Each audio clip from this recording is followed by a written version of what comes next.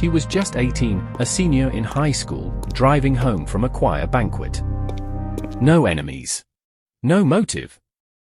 Then, one December night, everything changed. For nearly 40 years, no one knew who killed Michelle Martinko.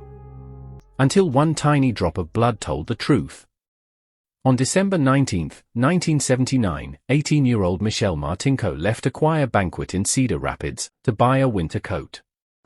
Her family's car, a Buick Electra, was found the next morning in a nearly empty mall parking lot at Westdale Mall.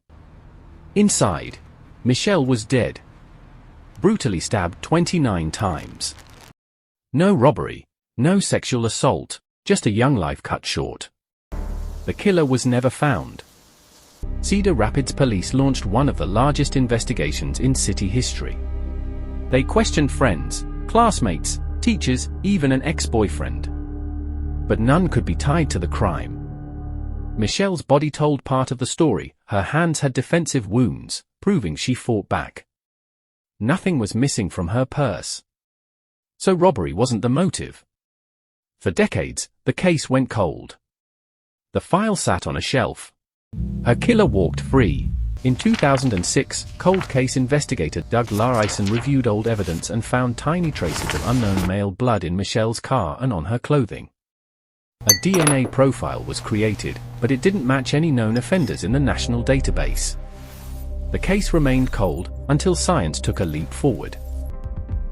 In 2017, Cedar Rapids police turned to genetic genealogy, a new forensic tool that compares crime scene DNA with profiles voluntarily posted in public ancestry databases.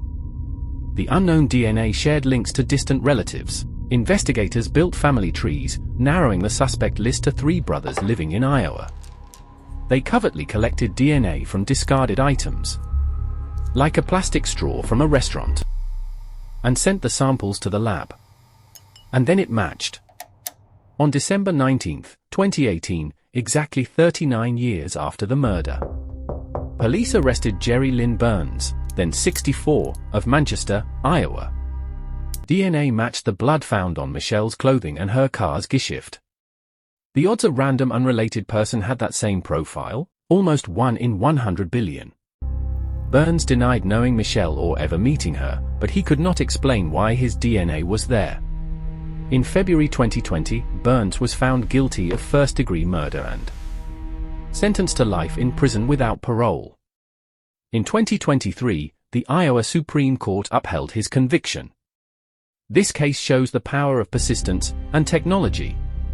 Blood left behind, buried in evidence for decades, finally told the truth. Michelle Martinko, a young life lost to violence, became her own witness. When she fought back that night, justice came not in years, but in decades.